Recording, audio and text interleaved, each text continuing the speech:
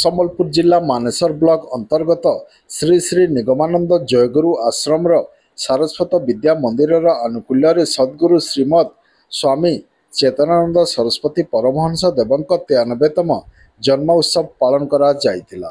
ଚଳିତ ବର୍ଷ ଏହି କାର୍ଯ୍ୟକ୍ରମଟି ମହା ସମାରୋହରେ ଆୟୋଜନ କରାଯାଇଥିବା ବେଳେ ଏହି ଅବସରରେ ଆଶ୍ରମ ପରିସରରେ ଥିବା ପୂଜା ମଣ୍ଡପଠାରେ ସ୍ୱାମୀଜୀଙ୍କୁ ପୂଜନ କରାଯାଇଥିଲା।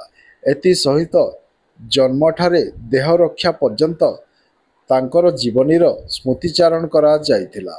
ଏହି ଅବସରରେ ସ୍କୁଲ ଛାତ୍ରଛାତ୍ରୀମାନେ ବିଭିନ୍ନ ପ୍ରତିଯୋଗିତାରେ ଯେଉଁ ଭାଗ ନେଇ ଉତ୍ତୀର୍ଣ୍ଣ ହୋଇଛନ୍ତି ସେମାନଙ୍କୁ ପୁରସ୍କାର ମଧ୍ୟ ପ୍ରଦାନ କରାଯାଇଥିଲା। ଏଥିରେ ଅନୁଷ୍ଠାନର କର୍ମକର୍ତ୍ତା ତଥା ଛାତ୍ରଛାତ୍ରୀମାନେ ମଧ୍ୟ ଉପସ୍ଥିତ ଥିବାବେଳେ ଅତିଥିମାନଙ୍କ ସହ ସମସ୍ତଙ୍କ ପାଇଁ ପ୍ରସାଦ ସେବନର ମଧ୍ୟ ବ୍ୟବସ୍ଥା କରାଯାଇଥିଲା।